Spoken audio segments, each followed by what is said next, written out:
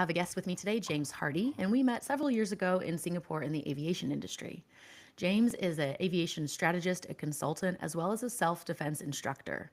He's also a seasoned aviation strategist and entrepreneur with a career spanning military and commercial piloting, aviation technology, and leadership development. As the founder of Course Correction Consulting, he helps business leaders and aviation professionals navigate complexity, scale their operations, and drive innovation. His expertise lies in aligning strategy with execution, which empowers businesses to outperform the competition while staying resilient in a rapidly evolving industry. Since leaving a rather large company in aerospace, he's completed a master's in organizational psychology and is keen to put this work alongside his extensive experience in the industry. Beyond aviation, James is teaching 𝐒𝐏𝐻𝐍𝐒𝐏 to equip individuals with the confidence and skills to handle real-world threats. And that's where we're going to start our conversation today, because a lot of organizations, trainings, things that we look at and that we come across in our line of work, we see people learning great theory, but not necessarily being able to apply it in the real world. So with that, James, welcome to the lounge, and I'm grateful that you're here with me today. Thank you for the invitation, Sarah. It's a pleasure to be here. Yeah, it's been great. We've been talking about this for a while, and so it's really awesome to have you on the show. One of my first few guests of 2025. So thank you for saying yes. So James, I know we were talking before we went live a lot about the rapidly changing environment. Now, obviously in aviation, just over the span of the last several decades, there's been extreme amounts of change in terms of technology and the types of aircraft we have, and the rules and regulations are getting stricter and stricter every year. But obviously our world itself has also changed dramatically with technology, with the advent of AI, and just how much that is shifting what we do in the world. What are you seeing in the work that you're doing? Well, what I think is quite interesting at the moment, and you say aviation's moved on a lot, and it has, but in the basic stuff, it's sort of like it still fulfills the same basic mission profile, moving people from A to B. And when you look at operations, some of them have embraced new technologies, and some of them are still doing things the way they were doing it 30 years ago. And it's also interesting when you look at some of the regulations across the industry and in different parts of the world, and how people are looking at how we can change laws, regulations to untether them from where we are, and so because otherwise we're going to have new technologies being bound by the same old technology regulations. An example that I always remember sort of encountering when, after I'd left the military, I did the ATPLs and transport pilot licenses and Performance A, and it was kind of interesting that you had this whole thing about public transport safety factors, and especially in business aviation. So it's like, how did people, whether it was a private aircraft or a chartered aircraft, meant that you had different landing rules, and it wasn't necessarily improving safety. In fact, it may have been creating a sort of a demarcation that was causing people to break the rules or think that they didn't apply. So you kind of have all these problems. Then you've got operationally, you've got technology on the ground that is either adopted or not adopted. As people in the area that I was in, it was all in flight planning performance, and we offered up a solution that was one of the first sort of online. It was almost like a cloud-based thing, but we had servers in our own place at that time, and it was doing things online that were previously done with a client piece of software on a desktop. And that was really interesting, like getting people to think about, like, oh, can we trust the in 2003, and these were all aspects of a technology adoption. You walk into somebody's offices and you show them something that can do their job in about 30-40 seconds, and as long as it took you to input the information, which maybe now you could anticipate and magically input anyway, that they would look at you like, but that's my job. I was going to do that this afternoon. Like, that was going to take me all afternoon. Right. And it's like, well, you're kind of lucky that I'm here to show you that this is coming, because you're one of the first people I've shown this to. So what could you do what could you do this afternoon now that you don't have to do this? Because I've literally just sent him in an email. And they're like, for a moment, they're not sure. So technology change, as it all happens, tends to make, creates that uncertainty. But there is a certain amount of but it is happening. So you can't avoid it. It's like, you know, King Canute sitting there and trying to tell the tide to stop coming in. It's going to happen. It may happen more or less quickly in different areas. You may choose to take some kind of advantage, or you may see some other advantage in you know, being more traditional for a little bit of time, and certain customers and clients will value that too. But ultimately, you're going to have to figure out how any new technology, whether it's in aviation or in other parts of work, is how it's going to affect your plan for the future and how you implement things. Yeah, absolutely. And what you touched on there too is that adaptability, right? And the resilience. And the more we have that, the easier it becomes to adapt and shift or pivot, as I like to say, into the new realm of working. And the quicker we can do that, the quicker organizations can do that, the faster they can move through that change process. I think one of the other core issues is that a lot of thought is that, oh, we're going to go through change management once and then we arrive and then we're done. And now here's the thing. And then we want to settle in and keep doing that. But change just will continue to happen.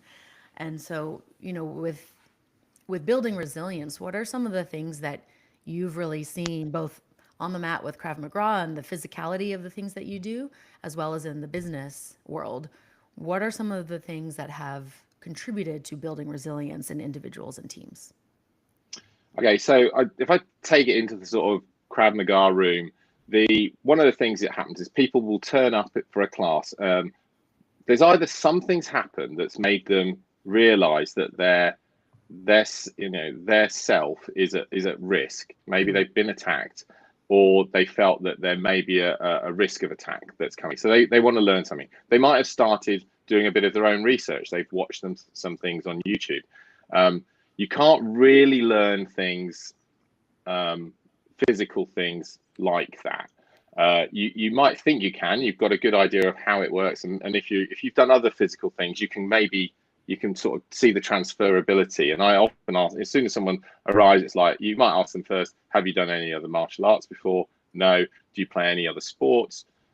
Yes, I play a bit of tennis. I'm like, great, it's the same pose. Okay, so just get ready for a serve. I'm about to punch you, you know, but you're ready. You're kind of engaged. You're like, you're on your toes. You're kind of, you're recognizing this. You're now in a situation, and you change your posture, and you get ready, and you start changing your mindset. And that's the sort of thing that we try and encourage and teach people. We also take them through a sort of, you know, it's a building process of like a lot of disguised repetition in terms of movement, and also pointing out to people how much they've already brought to the table. And this was a really important part. I recently did some training in women's self-defense with an organization called 500 Rising.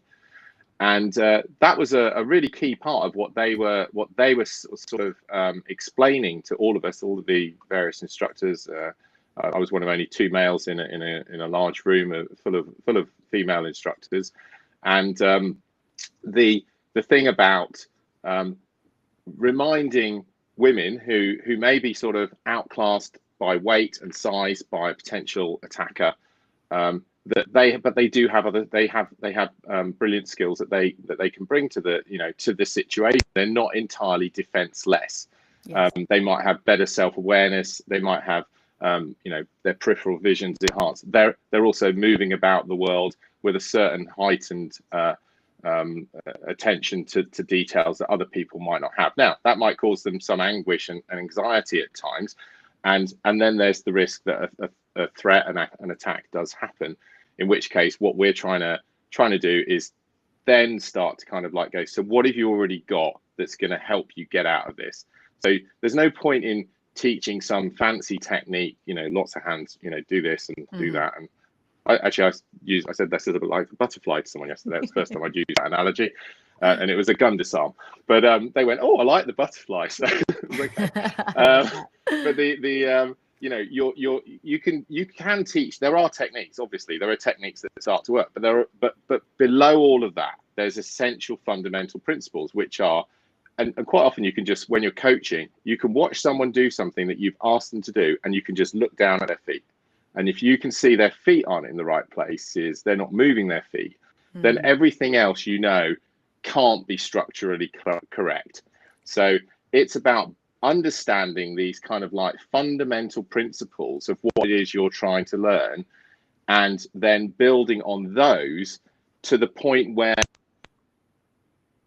you do something quite intricate as a technique, or something quite brutal, or something that might use of medieval force or something like that. But actually, if you're going to hit someone with your, and I'm sort of moving, as you see, right. So it's like the swing, I'm trying to rotate my body into it. So there's things that are happening that have to all start to happen together. It's the whole thing that happens, and I think that's where these other ideas around a holistic approach to how we go about our life. We hear things like work-life balance. I just don't see a divide between the two. I see something that's like, you have to have a balanced life. And if you don't, then not paying attention to one area will be detrimental ultimately to the others. It's just like the flywheel that's rocking, it's wobbling its axis. It starts making a noise. It starts, it's going to create more heat. It's going to burn out. And that's where, it's really interesting as people come into something like a gym to do some training, maybe understanding what's brought them there. Where do they see that helping to balance something else? And it could be that they now need to take they might want a shortcut, like, just show me how to lift this weight, because then I'll have achieved it. Done. Right. Okay, great. Well done, you. And they might be able to do it straight away. Okay, great. I don't need to come to the gym anymore. Sure, that's right. If that was your goal, if that was your goal, you're done. But maybe there was some other goal. And I think that when you take this back into work, it's the ability to recognize that you don't start off as an expert. In fact, you may have some expertise, and you may even see a great deal of transferability from what you've done before, and you can bring it in, and then, but as you start, you sort of feel a bit like uncomfortable, you're slower, you're not satisfied, and that's when a lot of people give up. But, before they've even got going, before they've even managed to get themselves to a position where they could transfer all of that previous experience and knowledge across, they give up, and that's the end of that. So it's obviously, I mean, sometimes you have other people there who will help push you along, right? But actually, quite a lot of people self-deselect at that point. They say, no, this is not for me, and to be honest, they may not have even tried yet. And I think that does kind of go back to that formative part of being in the military, where, I mean, I remember a story about a guy who went into one of the instructors who was what's called an A1 instructor. He was very shouty for an A1 instructor, but as it happened, but this guy, that's probably why the guy went in and said, I don't think I can do this. I think I'm gonna just go and become. I'll move over to the engineering branch because I'm doing a degree in engineering anyway. And this guy went, no, you can't resign. I'm an A1 instructor. I'll decide when you're done. And maybe at that age of 18, he maybe needed just a little bit more. Look, we've already assessed you. I think you can do this. I'm gonna help you to stretch a bit, and I don't know how the rest of the conversation went. Maybe he realized that shouting wasn't going to work. I don't know. But anyway, nonetheless, we're not always qualified to be a judge of whether we can do something or not, because we don't know what we're capable of at different times in our lives, and we can maybe give up a little bit too soon. And quite often, you even hear that in business stuff now. It's like people gave up on something just before they were about to hit that tipping point. Gladwell's tipping point. The trouble with the tipping point is you can't quite see it till it happens. Right. And that's why it's important to have those mentors, or the leaders, having people in the right seat on the bus, right? Having the leaders that are able to coach and guide, so that when they recognize that this person, because we see it with more experience, parents see this with their children. I used to think as a kid, how does my mom know? Like, why did she know that? Now on this side, I'm like, oh, it was very obvious, but as a Because she kid messed without it that, up twice before. yeah, exactly. She probably had done that multiple times. And so, Yeah. when we have that encouragement, and that celebration of the success we are having, that can encourage us to keep going. But I also believe that doing hard things is really important. So in the military, there's discipline, right? You are doing hard things physically. You are challenged and pushed to edges.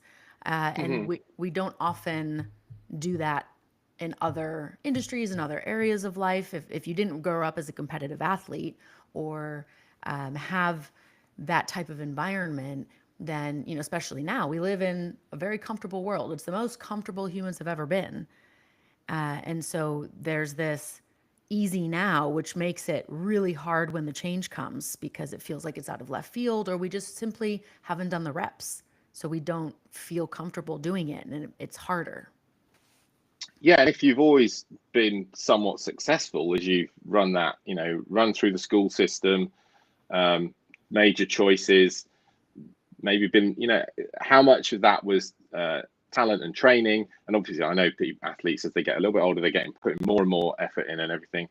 But even if any of those were to, they might be exceptionally, but they would still be taken to an edge in certain environments because the training systems can do that. You can add differentiated pressure to people.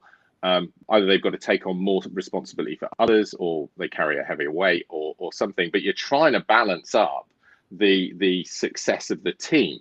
So that is the learning part. It's like you can do that, and you do see people like you always remember somebody racing off in front of you, going, "Come on, everybody!" And it's like, I can't come on. I'm absolutely hanging. Yeah. And and they don't help. They've kind of like run off, and you'll see this in organizations like maybe I think sometimes sometimes it felt so not quite like, where's this come from? Oh, here's a stretch goal, financial increase by 10%. Where did you pick that number from? I don't know. I went out, walked around the block, and then thought 10%. That seems about right. That's what it feels like sometimes. Where did you get that number from? Or it could be very well worked out, but they tell you. So that can cause sort of friction of people feeling like we're not being treated fairly. Maybe you are, and maybe you're not, and maybe you don't. Maybe because of skills and attributes, that's why you're being pushed a little bit harder. So it's tough. We'd all like it sometimes, and sometimes you're sitting literally doing the same training course as someone else and wondering how come they find it so easy, and then you talk to them and realize they don't. And that's interesting too. Like once you start to relate with other people, rather than being stuck in your own little, I'm struggling. If it, I think this is increasingly more, there's more awareness of the value of this. Actually, people sitting down after something, having a structured debrief, reflecting on things and considering how could we do better. And without, it's not like this, if there was something to blame, that someone might say, oh, I did that wrong. It's like, okay, so how could we do that better? How could we help you? Or what other skills training do you need? How can, should we watch out for that for you? Is that a weakness that maybe is a strength of mine? I could just, I'll do it, and you could do this stuff that I hate doing. Yeah. So, I think this part about teamwork is literally the bit that we're not quite getting right at times, and it's very hard to balance a team. And it was a long time ago when they first started to sort of do crew resource management, and we sort of had these ideas about soft skills, and we went out into the mountains to do ski touring or something as a bunch of air crew. And we're marching up a hill, and some of us have done it before and can do it, and others, and it's like, well, you're going to have to help those guys. Like, oh, they're so rubbish, aren't they? Well, how did they feel when you told them that? That was part of like, oh, I didn't really thought about that because I was just thinking about me. And having to have those discussions and being open and honest was quite important. And it had to be done in a way that was each other, and because there was a sort of tendency of like, oh, we're just a break on through, and well, we're not going to be, some of us were worried at the time we're not going to be able to do this other thing that we wanted to do because we can't take the whole team with us if we do that. Okay, Right. so what can we do as a team? Right. We can't go that way because we don't have all the skills, and it'll be too hard to just carry that person through. So we're going to have to go around it. How are we going to get around that problem? And that's what it's about. It doesn't really matter what the problem was. The point was that you're always going to hit something that's almost apparently. So what do? You just stop going, well. Yeah. And, it's Right. what you highlighted there is really important because we see that a lot in the business world, right? Where you have the superstars, the like really driven, ambitious people, but they're going off ahead of the team and then getting frustrated that the rest of the team is not keeping up or not contributing. But they went down a path where that team maybe is not capable of contributing, or that person's 70% is everybody else's 150%. And so simply reframing to, well, what can we do together where this load, because sure, you could do it, right? But now you're carrying other people. That's why you get resentful and burnt out. And that's where we see these high performers start to flail, or they create problems within the rest of the team. So dynamics are impacted, and people actively work against each other, right? We were talking about that before we went live as well. Yeah. Look, there is always going to be some element of a competitive environment, not just with your competitors outside, but internally with the talent that you've got inside an organization. Now, how you manage that, because at the end of the day, there's always going to be a judgment of whether or not someone somewhere else deserved some promotion, and why did they get on and I didn't, and that it will bug you if you let it. But sometimes it's just a little bit of luck, right place, right time. We've all had that. Almost certainly someone's had oh, why did you win that contract? Well, I met them at this place, and then the next time I saw them, it's like it was just it's a bit lucky, really. And if we acknowledge the role of things like luck, but then also perhaps look at, well, how do you break down luck? What causes luck to happen more often? It tends to be related to having an optimistic outlook on and seeing opportunities. So rather than worry about the opportunities lost, think about the opportunities that you've gained and work them to your strengths, work things that work for you, and you'll probably feel a little bit better about even those ones where you think they're undeserving, and maybe they are. Who knows? You can always leave. Absolutely, right? We all have choice. We all have this freedom of agency, and yet a lot of people don't, because again, that's another change, and that's scary. And so they would rather stay in this place where at least they feel they have some control and understanding of what's going on, even though they're not having the most ideal situation. So it really does require that mental willingness to have equanimity towards things, right? Like, not everyone's going to live up to your standard, but why is your standard the best? Yeah, we all tend to there's evidence that nearly all of us tend to judge ourselves higher than our actual capabilities. Yes.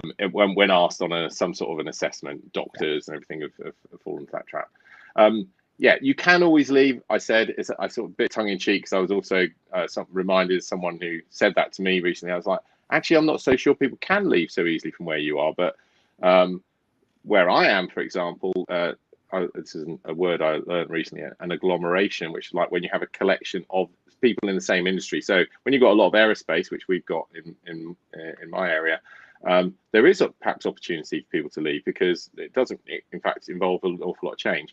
When you've got aerospace in different cities across the US, it might be a little bit different. So sometimes that can be a little bit unsympathetic to other things, like they're going to have to uproot their whole family just to maintain that career.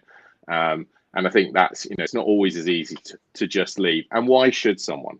Perhaps they deserve a little bit more loyalty back as well from the organization that has asked for their loyalty and and kept them for so many years. And so that's another issue that I think it causes problems. I think that the potential the opportunity there is, be forward thinking about how to reskill people, how to keep them, training as they go forward.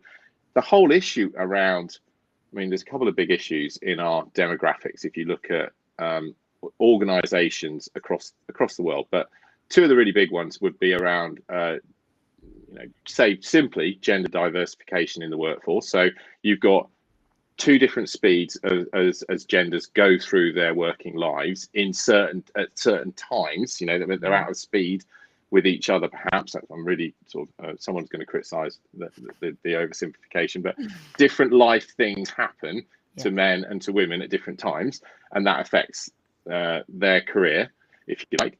And then you've also got the aging workforce. So we're and the aging, not just the aging, it's the aging workforce as a whole because of the demographics coming in behind, and what that also means with new technologies coming into our workplaces and how we're going to adapt and maintain. I'm 52, so what does that mean for the next 20 years, which is probable that you'll remain working according to some projections. Then are you going to be able to just work on your 30-year ago first degree? No, I don't think so. You're going to have to use, and what about all the experience you gained? Is that going to be valid still as things change? Some of it will be, some of it will be transferable, some of it you're going to have to just put to one side, and you're going to have to learn new skills and then figure out what your actual strengths are so that you can still be a positive contribution to whatever organization or team you become a part of. So it must be, I think it's more difficult for some people to figure this out, perhaps because of our strong identities and the roles that we've established for ourselves, perhaps because of other boundaries around us that are making it difficult, perhaps because of other issues with regards to either resentment or how well we think we could adapt to acquire new skills. All of these are definitely problematic, but they can be resolved. And I think if you've got good and willing and generous leadership in organizations that works with people, recognizes them, helps people to come on the journey of whatever the change might be, and contribute and benefit our whole society, which is really what it's all about. Then that's what we're really sort of looking towards. And I know it's going to be a little bit competitive at times, and that's fine, because sometimes you want to be one up a little bit from where you were, and some people are happy in a different place, and that's great, good for them. How do we though manage this as either leaders ourselves or within organizations that we're part of, or in industries, or with the other people that we're working with, and also all the kind of social stuff that's going on around us that's just causing us to question everything, things, some of the things that was that okay in the 20 years ago? No, maybe it wasn't. Maybe you need to have a word with yourself and be better in the future.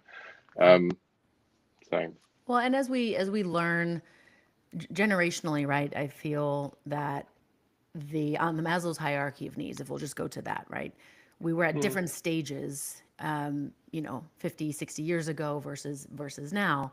A lot of people didn't have the ability to think about purpose because they needed to put food on the table. So it was more about basic needs and survival. And then as those things shifted and we all have a more comfortable life on the large scale of humanity, we're now able to go into other areas of thought and understanding. Emotional intelligence was something that 20, 30 years ago, it was just kind of like scoffed at, and, like, don't come at me with this hippie stuff. And, oh, you do yoga? Okay. That's woo woo. Right. And now we know the science behind sleep and breath work and meditation and keeping the nervous system calm. And so it really is for businesses that want longevity, organizations that want to be around. It's really important that they factor in these things so that, it's not just about loyalty, it's about advocacy. how do we make not just our clients advocates of what we do, but our employees, so that when we turn around and we're not in the room, they still defend us, they still support us, and in order to do that, it requires working together. And if you don't have a strong why, which a lot of organizations think they do, or they created a why, like you said, 15 years ago, and things have shifted and they haven't revisited that, then it's really hard to enroll people in your vision and get them to be on board and drive that forward with you. Yeah, I think you made me think about that point of breath work can be really important to manage that parasympathetic response. So the way I kind of explain that to people, I was doing it last night with a group, is like, you're under a severe threat. Someone's maybe holding a knife to your throat. It's like, that's a really good time to take a breath. Okay. And then you might just have a little bit of, you'll partially trick your body into thinking it's not as bad as I thought, because if I'm able to breathe and if I can consciously make that effort, then other things start to calm down. Your ability to think and what you might do about that particular threat, whether it's like give them all your money and all your possessions and hope that that's the end of it. That's certainly one response. Or do I have to do something else? Well, okay, if I'm going to do something else, where am I going to go? Can I escape? I've now got to think. Which way do I push that thing away from me?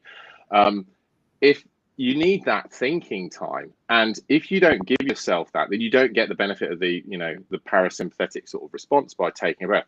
And I think that kind of goes to like how leaders act. Remember that leaders are always on display, and essentially they are how they take a breath in a difficult situation, and how they go about them, how their conduct affects their team, and that in turn affects other parts of the organization, how people react to each other, whether it's like on the phone or this is what sort of behavior becomes acceptable.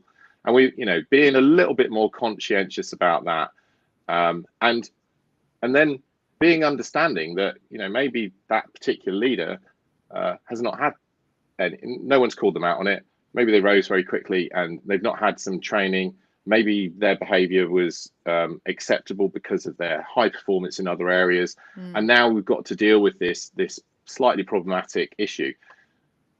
But you can deal with it. You can take people are amazing at learning new things, especially when they get told about some of the issues and what it means to other people. And I didn't realize that's why. I wondered why I couldn't get people to do that on those days, because and then once they realize that, they can maybe stop doing something. And I love Marshall Goldsmith for this in his "What Got You Here Won't Get You There," and their sort of stakeholder-centered leadership programs, which are really excellent way of looking at things. I think one of the things that always stuck me was, he said it might be really hard to turn that bad behavior into a virtue, but maybe you could just stop it. It's not going to be, you're not going to be suddenly reversing it and going 100 miles an hour the other way. It's the best person at that thing. But maybe if you just stopped, that would be enough for most people. It's the fact that you keep doing it, that's a problem. And we all probably are. If you do their 20-point review, quite interesting. You kind of have to cut yourself a bit of slack and go, all right, I'm only going to pick the top 5. Yeah. Because otherwise you'd just be, be really harsh on yourself, I think. Or some people might not be. So that's why they always do it as they ask other stakeholders to review it too. So it's a very interesting all of kind those of work. Are so fascinating. It's just the awareness, right? The awareness building. We don't know what we don't know. And you were mentioning, working on your doctorate, you're now I'm not working on a doctorate. You're not working on a doctorate. Okay. But you're looking down that path, right? But now you're seeing through your training of the organizational psychology just how much more there is. And so you start to understand the vastness of like what you don't know. And when you don't know something, if someone else does not point it out to you, then you have no way of correcting until you figure it out yourself, which often is quite a painful process, right? You stumble, there's collateral damage. Either you've hurt yourself, you've hurt somebody else, you've created some dysfunction in the team, even though your intentions were really good, but you didn't have the competency or the capability or the languaging skills to communicate properly, right? And then as leaders, we were talking about this earlier as well, it's really their responsibility to make sure that people are not acting as individuals against each other with competing priorities, and that they're really acting as a unified group. Like they're all, maybe they're in different departments, but we're all on the same boat going in the same direction. And so how do we Yeah. make sure that that is happening rather than, It, this department fighting against this department? yeah. So I think that the issue around dissent in an organization is really really interesting, in that you kind of hear these phrases, you're either with me or you're against me. Mm-hmm. And so somebody might sort of, and that's very threatening. It's like, so I don't want to be against you, I better go with you even though I don't agree with you. Now that's fine when you're there we are in our organization and I'm saying do this and you're agreeing to do that, and that's great, but actually the organization only exists to do things, create outputs for other people which create their outcomes. It doesn't exist, although for some it does. Politically, it's like just this place that they are, where they're clambering up through it, and they're doing that maybe they're the bad behavior people. They're doing some of that. How do you manage dissent in your team? I mean, there's plenty of ways that you can do it. You're kind of psychological, and this comes in human factors in a lot of on, like, how do you speak up when something is being done wrong, when it's like either it's outside our boundaries of what we said we would do, or how we would go about, the work was imagined in a certain way, the work was being done written up in another way, and it was being done by someone else, and then when you observe it, well, what they said they did was one thing, and when you observe it, what actually was happening was completely different. So you've got these like 4 different things going on. But how do you voice that dissent if you're just trying to get the job done? You need to create a situation where you view dissent as an ally, because as soon as you take your product to market, the competition will be immensely grateful if you haven't realized what was wrong with it when you arrived in the marketplace, where it will be ruthlessly taken apart, and the competition will go, thanks very much for doing such a bad job of that. We couldn't have done it ourselves, but it was like, you not having people speaking up in your organization was like having us in your room telling you to do something different. And I don't think that's the point. It's like if you've got people in an organization that are more worried about how they look inside it, and for that, using the organization for their own ambition, and which is naturally going to happen to some degree anyway, then they can't always deal with any kind of dissent, and then they're going to get it some sort of dissent will occur. I've been that guy. I haven't always handled how I've dissented very well. And that, I would sort of say, it's like, that's my sort of critique of how you go about it. You can be diplomatic, but you can also use little tools. And David Marquette, who wrote Turn the Ship Around, he advocates these dissent cards, which allows you to sort of throw a card into, I mean, it could be any set of cards, it could be a deck of playing cards, but they're anonymous. And the point of that exercise is, here's the project, we're about to embark on it. How confident are you all that it's going to be successful? And everyone gets to throw their card in the middle. Then the boss picks up the cards and goes, oh, that's interesting. Nearly everybody thinks it's going to be quite successful, with some, obviously 75% and above is quite okay with that. There'll obviously be issues, but so, can anyone explain, maybe you, John, could explain to me why somebody might think that we've only got a 5% chance of success? And the important thing then is that you're asking the person to act in the third person. For it may even be them who are the one who threw the 5% in. So if you think it was them, maybe you should pick someone else. But they get a chance to say, well, they might be concerned about our onboarding strategy and our ability to recruit new staff quickly and successfully. It's like, oh, okay, so there might be an issue there that we need to resolve. So what do you think we could do about that? And then you start getting into like, look, we think the project's good. We've all agreed on that, but we've got other concerns as well that are going to affect our ability to move at pace, or that are going to disarm us in the future, or cause us to fail to reach our various objectives along the way. And you know how difficult it is when you're not meeting some kind of arbitrary, quarterly deadline that someone's put. Well, things happened, and we did guess that, by the way. But are we on the right trajectory? And it's much easier to be on that trajectory if you kind of considered that everything matters and everything affects everything else. If you're not going to do something about your issues around hiring policy or recruitment in a certain area, then you're going to keep having that problem. And that might be the problem that's going to trip you up. And that would be unfortunate when you've got this great project that everyone thinks is going to be really successful. There's a lot of investment in it in other areas, and it's like the story of the horseshoe nail that means the kingdom. Yeah, we talked about that earlier, right? When there's one component of the equation that's a zero, it doesn't matter how many other pieces are good, you still end up with zero for your result, right? It's just basic math. And so it's a shame and it's a waste when organizations are putting so much time and effort and resources into specific areas because that's what gets the most focus, or that's what they think they should be doing, but they're forgetting about the human element, or they're forgetting about a core policy that maybe hasn't been changed in 10, 20 years and it now needs updating, or, the younger generation is not attracted by the same things and metrics and reward systems that the previous generation was. So how do we adapt, and how do we make sure that we're having those conversations so that we don't end up doing all of this effort and then falling flat on our faces, right? Because then that creates frustration, can lead to apathy, and that's usually a death sentence for an organization, because then people stop caring, they stop working, they're not motivated, they're also missing things, more mistakes will occur, and eventually they leave, most likely, or they just screw something up so badly that the recovery and the damage to reputation is too much.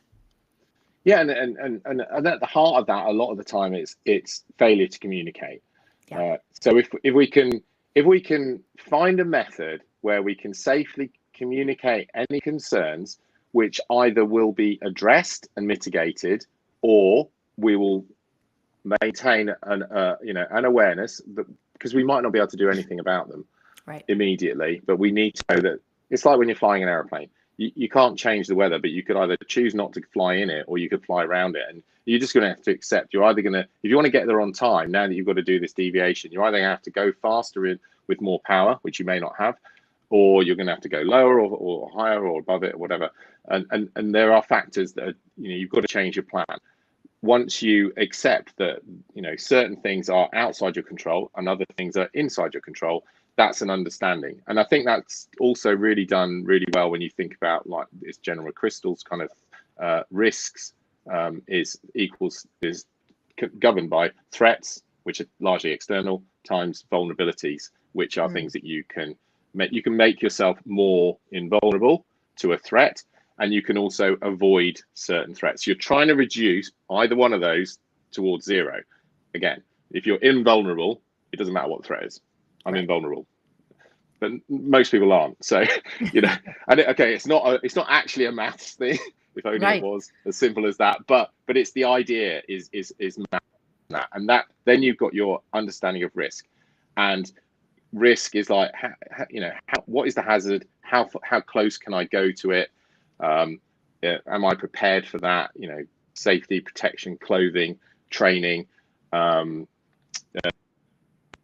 The organization itself, how it's structured and how it supports its people, all of those things are going to be structure that ultimately, and this all goes into the sort of work and well-being piece. It's like when you do a work and well-being intervention in an organization where things are kind of going wrong and everyone's getting burnt out, or they're failing these tests that are done, or job demands, resources modeled surveys, and having a great deal of difficulties on it.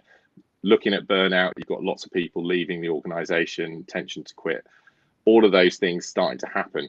You end up like, okay, let's look at the systems first, really. Except people don't. So systems first would be the ideal.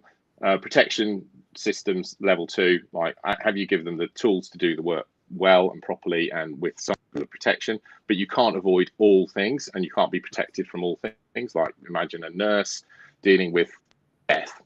Right? There's only so much protection you can do about that. Right. You might think of the side, what's the time off to have when we've had to do it. Then you compare, like where some companies, should we have free pizza on Monday? That should cheer everyone up. Yeah. Okay, it might do, but you'll probably find that the people that are going to that are not the ones who are stressed and working. You know, I haven't got time for yoga. I'm too busy working. You know, so there's all these things going on, which I think is a really interesting aspect. Again, like it goes back to that bit I said earlier. It's like I don't think there's a work-life balance personally. It's just life balance. How are you gonna do that? And the understanding and empathy amongst all people in an organization, so that you understand that other people have got other things going on, and if you can help them through that, they will come through the other side better and more prepared and help and able to help and contribute their best selves. That's managers' jobs, if you like, is to try and remove as many of the obstacles that stop people from doing their best work. And that's kind of the theory why School of Management in a nutshell.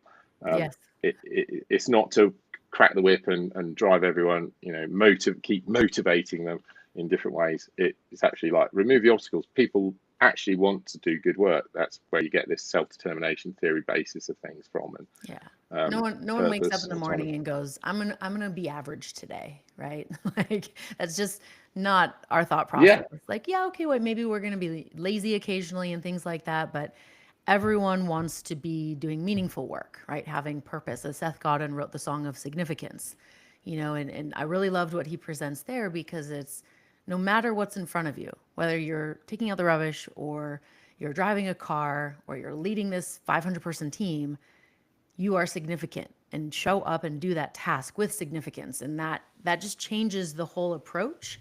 And so, as you said, it's the managers and leaders' job to remove these obstacles, try to create boundaries and, mitigate the risk, right? And from there, we can have, in the context of aviation, that's how you have a more safe mission, right? You assess the risks, you put things in place, you have your plan, you do a pre-flight, a post-flight. So you're constantly assessing, what do we do well? What could have been improved? Did we miss anything? Was there any unknowns? And you're learning from that. And so if we can apply that to regular workflows and regular projects, usually people forget about the post-flight. It's like the project is done, but we're drinking from a fire hose. We have the next project. Let's just go on to that. And meanwhile, we haven't pressure tested this, or we missed that there was this one little variable that maybe was luck that just made it work. And now that variable is no longer there. And, we're moving on to step 2, but the foundation is weak, to your point earlier, right? The structure can't be built on this really weak foundation. Yeah. So again, it's that I think there is there's something in mind, body, and spirit, or it's Aristotle's sort of teaching. If you can get all of those 3 things going, I tend to look at it as so your mind is the ability to learn new things, your body and the physical attributes that you have and what you can learn in terms of that in motion and in your motion, and spirit is like that, more like the mindset, your sort of resilience and willingness to sort of, or the ability to bounce back from things that are difficult, or to persist when you otherwise might have thought, okay, I've had enough. Okay, but you need all 3, because sometimes you need to know when to quit. So that's going to be a judgment of the other 2 to some. It's all very well being gritty and determined, but if that means that you completely damage yourself to the point where you're now a burden. I was watching Scott of the Antarctic the other day. It's 1948 movie, and he had a little thing on he cut his finger on the next thing he's got gangrene, and wow. And he really should have owned up, because they wouldn't have taken him, and that made a difference. It might have, who knows, it might have been one of those big factors. So understanding like that, but you have to create a space where people realize that they can also admit that they're starting to, I'm not sure I can cope with this, and that their judgment of that will be sound. But in order for that judgment to be sound, they may have had to be put through other stressful situations, or they've got enough experience to know that. And you would trust someone, you know, if some, you know, SEAL team guy says, look, honestly, I don't think I could do that, which they, you know, you'd think, okay, crikey, maybe this is difficult. You might think, okay, bearing in mind all the other things that person's been through, then that might be, maybe we should have a think about this. Like, why don't you think you could do it? Right. And now it starts to come out. It's like, well, you know, I'm going to have to do this. I can get this far, but I can't get, you know, I could only do it this way. Or, you know, that's where I think the beauty starts to come out in teams of understanding what your resources are, the people, you know, the people around you are part of that, of the collective resources, the synergy that happens as well is an enormous part. You know, 1 + 1 = 3, that kind of thing starts to happen. Yes. That's all enabled, but that can be equally like torn down by ungenerous, or, you know, I'm not a fan of this necessarily like toxic, so it's overused, but those, you know, if they've got you know, those people, you're going to sort of see them and it's like, yeah, they're going to struggle to pull people along all the time. So I think the best performing teams, they support each other, and you can see it. And there was some nice stuff out post Super Bowl, so, you know, about the coach there and everything. So yeah, you know, kind of interesting stuff. Yeah, absolutely. I mean, I that's, you know, going back to your point about the triangle with mind, body, spirit. That's actually why my logo is a triangle, because an equilateral triangle is the most stable form in geometry. And so, you know, most people only focus on the body, right? Physical, with the way I look, the way I perform, or the mind, you know, my brain power, my intellectual part. But then there's no spirit. There's no vibrancy, no vitality, no resilience. And so when one of those things gets taken away, it just crumbles, it falls over. Right. And so I remember I only focused on those two for a very, very long time. And so when I sprained my ankle really badly in competition, and then I couldn't train, you know, it was like 9 months of bone bruising and swelling and pain. And it was very difficult. Like for a good 5 or 6 months, it was very frustrating.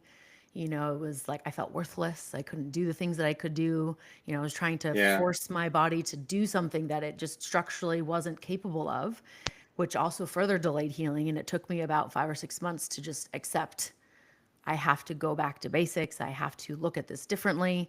And my worth is not in how much I can move in the gym. You know, there's other things I can do. And that's like kind of one of the catalysts of my journey into broadening what my being was, and like how I showed up and what I gave attention to, and how I integrated these different pieces rather than trying to find balance. Because I was, you know, if we go back to the circle analogy, I was like this oblong. So, you know, it was really a lot of effort to get over to the next thing. And so that just burns you out, and you can't keep doing that. We can be judges of ourselves. And much more so than perhaps other people are. I think there was, I went to this really lovely lecture at Birkbeck, which is University of London. So they were talking about the importance of having people that you do put on a pedestal. And they sort of looked at their history of some of the achievers who, you know, the academics who'd done research at Birkbeck, other people that had come in, other people in the world that you may be on a pedestal. And I remember thinking, like, it's really quite interesting when, you know, we will often quite look at other people and see them on a pedestal. Go, I look up to that person. It's like, I think you asked who's on your board of directors and all that sort of thing.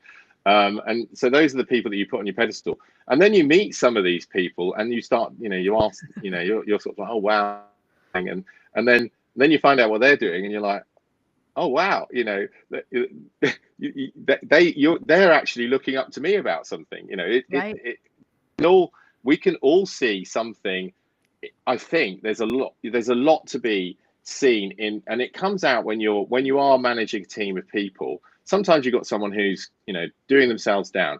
If you can become quite adept at reframing that thing for them, which they may struggle to do for whatever reason. Who knows why that is.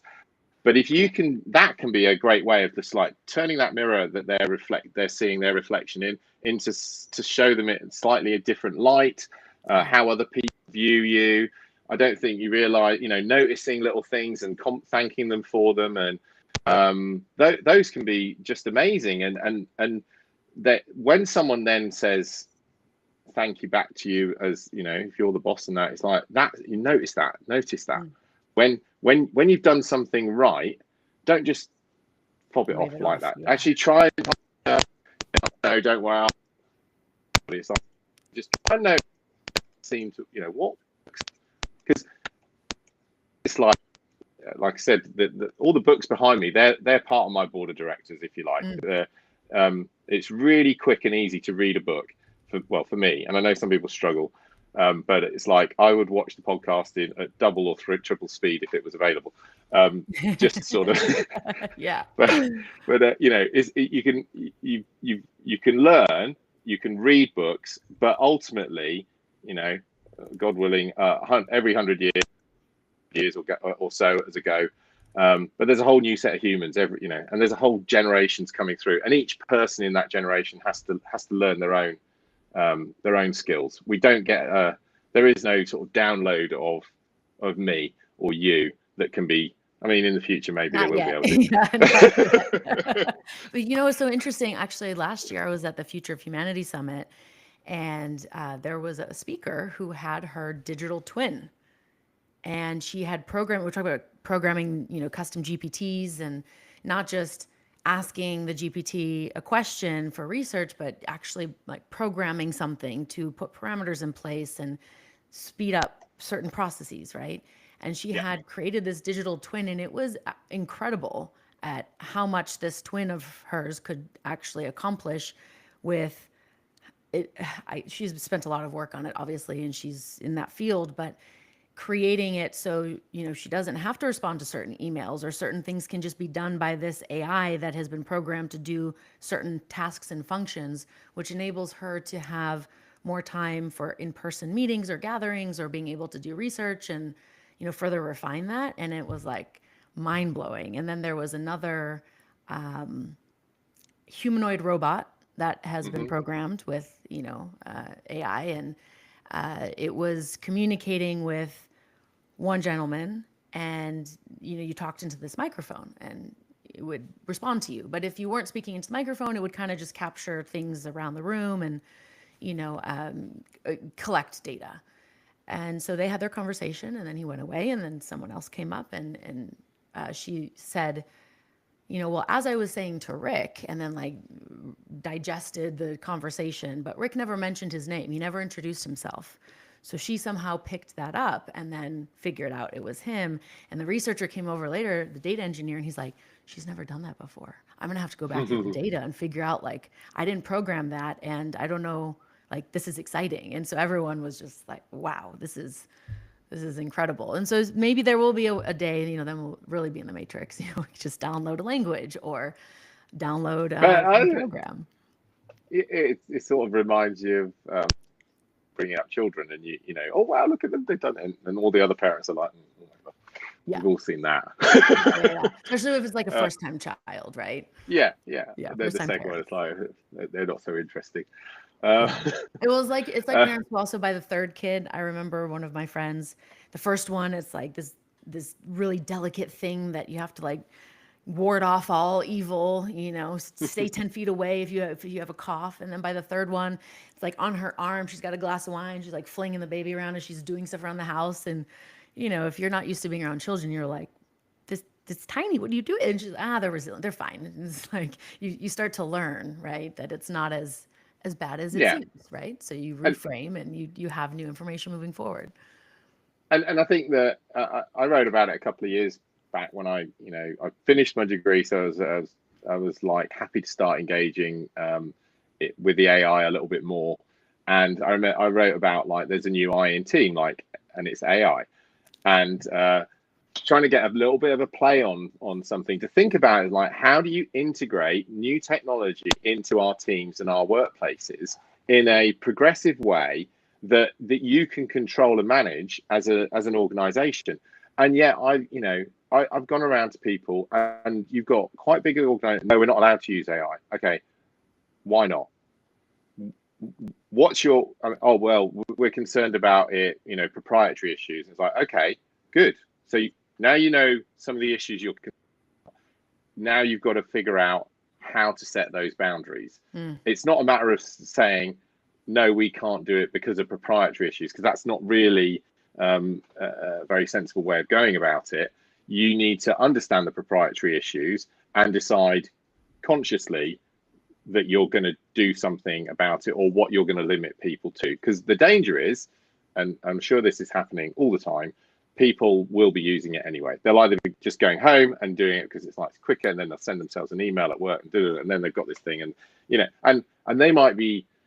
This is another thing, thinking about the ethics and around it and use of it, or there's just been a new EU law around making people who are going to introduce AI technologies into companies need to have an AI awareness program. It's not really all that clear how, to me anyway, so far, how detailed that needs to be. But I personally think it needs to be something around.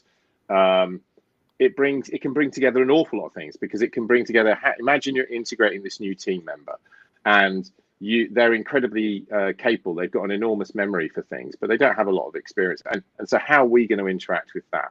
And how, is it us asking AI, or are we telling it? Because we've had we're having a conscious part of it where, I am asking it to achieve a certain task, which I'm going to define the success parameters and look towards getting a result, which you might do when you think about how you delegate to different staff members. When you delegate to someone who's brand new, you probably set different boundaries to someone that you've worked with a long time and kind of knows your mind and really well. You can just say, just go do that, and off they'll go, and they'll figure it out. Those sort of things are worth balancing. How are we going to delegate tasks to AI?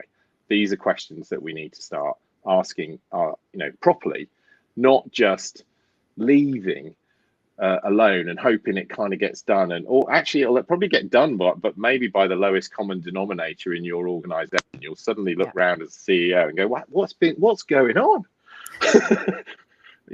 I didn't authorize this. Right. No, but it was happening anyway, and you didn't get in front of it. So if you're not driving your organizational ship, then someone else probably will start steering it from another place in there. They don't want to crash into the iceberg just because you can't see it up front and you're driving that way.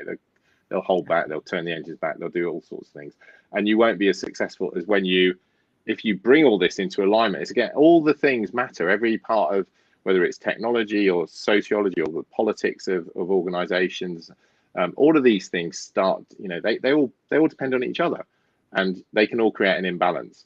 So how do we embrace this new technology, and remembering as well that technology essentially has always been created by humans in order to improve our lives. That is the sort of the purpose of it. It's supposed to make things better for the most part, improve things, either for one group or another sometimes, but it's there to improve things. And how we manage that with the advent of AI, the current crop of things that we're sort of seeing visibly, and the other things that are also going on behind the scenes, I think it's a really interesting topic that more and more people need to get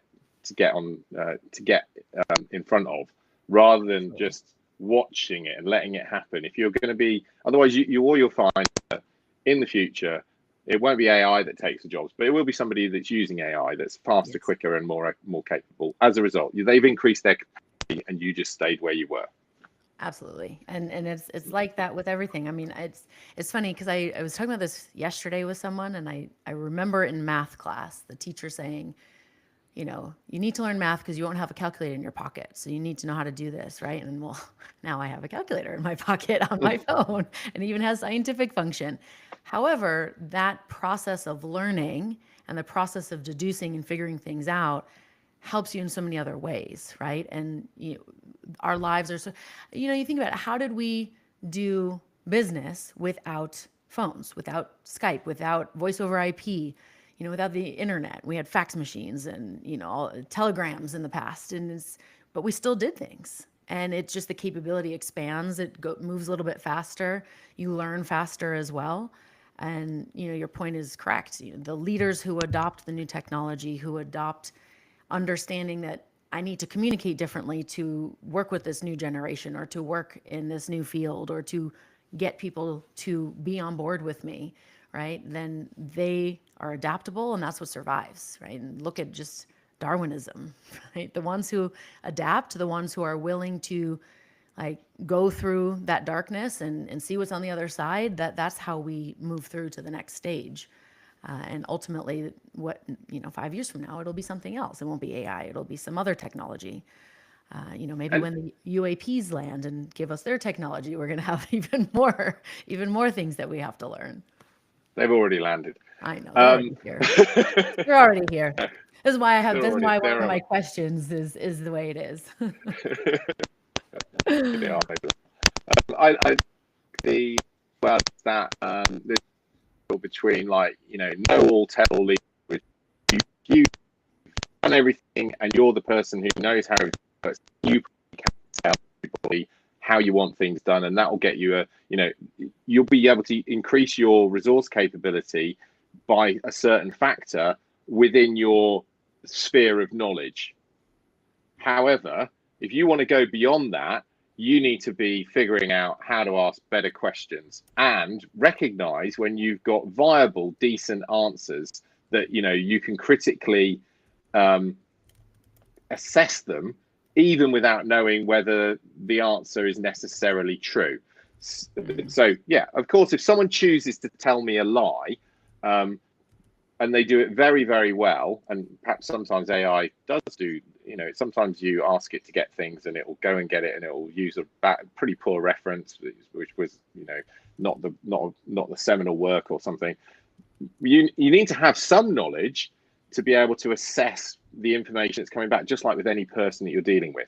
You need to, so if you ask a person in your team, I always sort of joke about with AI, there's an element of you could walk into a pub and ask someone, who should be on the team list for the England match at the weekend, and you'll get 100 different opinions.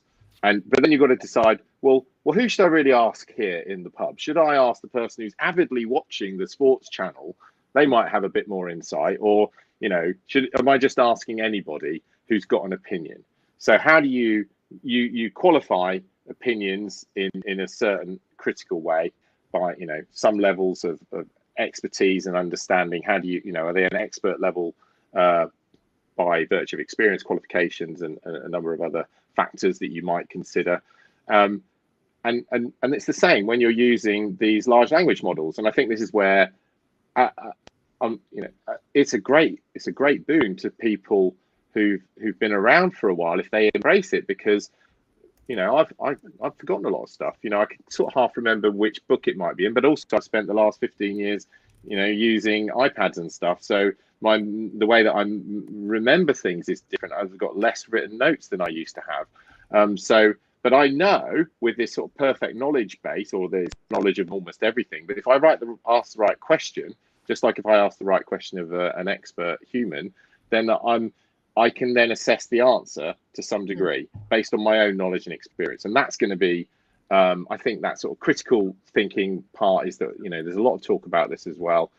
We need to be teaching more people about the value of critical thinking, because there's so much information out there right now. And there's a tendency for people to say, still, well, I saw it on YouTube the other day, so I think that's true. Right. I literally had it the other day. Someone, we were walking around the Sherlock Holmes Museum of all places, and anyway, so okay. So we need to develop superpowers of deductive reasoning, and to make sure that we know how to figure things out for ourselves. Yeah, I Yeah. mean, a questioning and inquiring mind, like, ask another question a little bit, and then decide whether you can accept it. What's the source?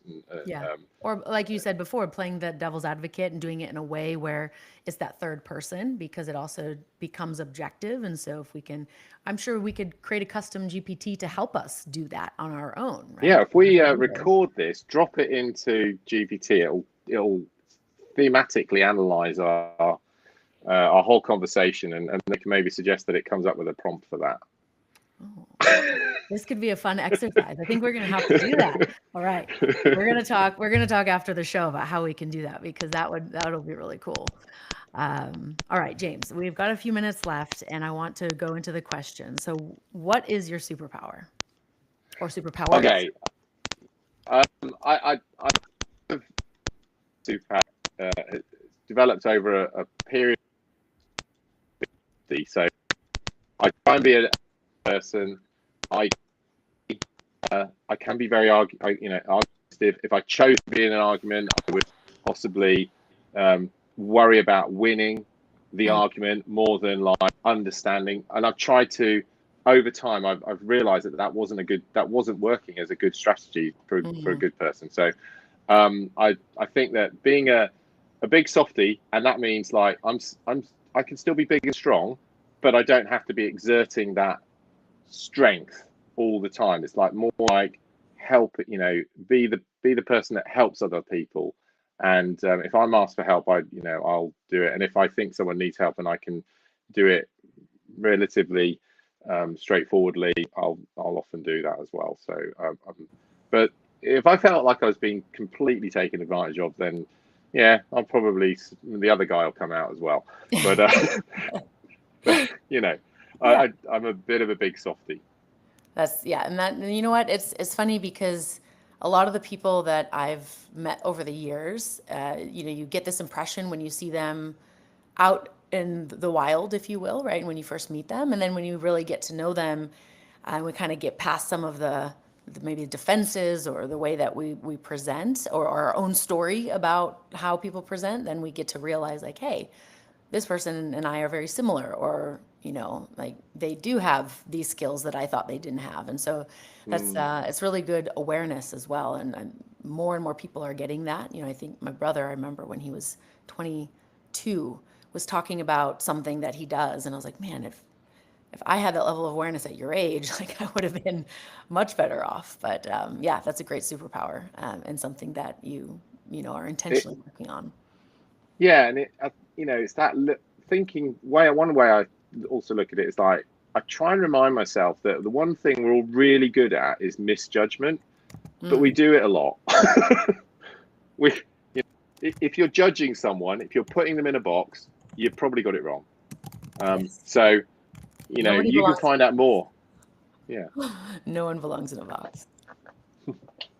All right. You mentioned earlier that those books behind you are on your personal board of directors. I'm the same. I love reading. I see you've got Influence behind you. I've got that right over there. Who else in your sphere is on your board of directors? And now these can also be people you haven't met, fictional characters, historical figures, or even an avatar. Oh yeah. So I mean, I wrote a few down as I was sort of to answer, but yeah, my wife's definitely on my board of directors. She's the sort of person I can go to, and increasingly my son actually. So he's, as Great. he'll question me too. It's just, that as part of the family unit, it's like, those are the people closest to you that you can most trust, and if they're that they're on your side, they're going to give you good, you're hoping that they're going to give you good advice. I don't know. You didn't. It's like thinking of another character you might use. I love the Jack Reacher novels, so I don't think he's a good guy all the time. He's kind of flawed, but yeah, he's got a kind of interesting approach to things, and he and deals with stuff. So I like some of the characterizations in there, and I think that leads you to sort of like being as strong and as well and thoughtful as you can, because you're going to run into all sorts of different situations.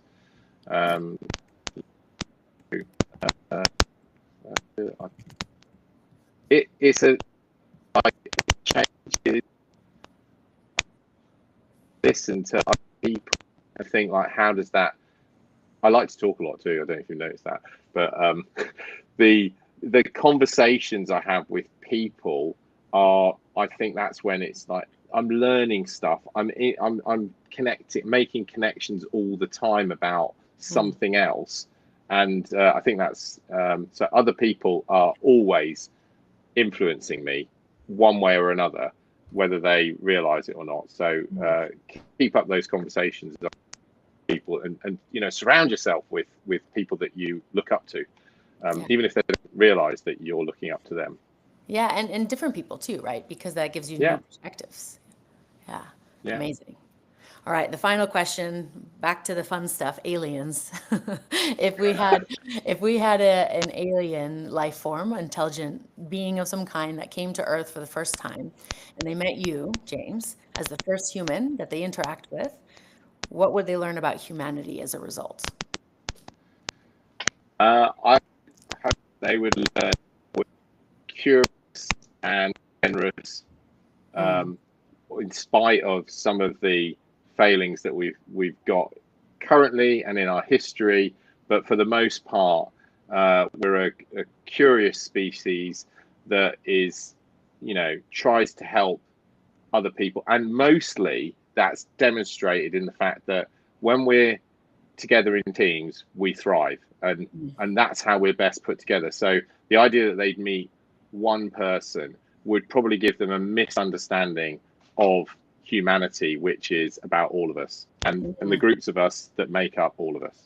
Oh, I love that. So you would take them to your community and your teams, and then they would get to see, you know, Yeah, we'd have to take them to a football match or a rugby, probably a rugby match actually, and they can see the sort of like tribalism, but also the moderately, you know, okay with it, and let's go to the pub afterwards, even though I was sitting in the other fans area. I love that. That is a great perspective, and that's also a great reminder for all of us to embrace the communities that we're in, and you know, isolation is the worst advisor. So making sure that we're intentional with our time, making sure we're in the right groups, and that we're feeding mind, body, and spirit. Absolutely. So James, thank you so much for being with me in the lounge today. If people would like to connect with you more and learn more about course correction consulting, where should they go? Well, they can email me directly at james@𝐒𝐏𝐻𝐶.co.uk, or my website is 𝐒𝐏𝐻𝐶.co.uk. Beautiful. All right. And I'm on LinkedIn. So I'll accept all messages there as well. But there's another guy. There's another guy called James Hardie. Apparently, he's got some buildings, and so you need to find this one. Make sure you find the right one. Yes. And if you have any questions, you can come to me. All right. Well, thank you so much. And thank you to all the listeners who are following the podcast. If you enjoyed this episode, please remember to like and subscribe. We'll see you next week with another guest in the lounge.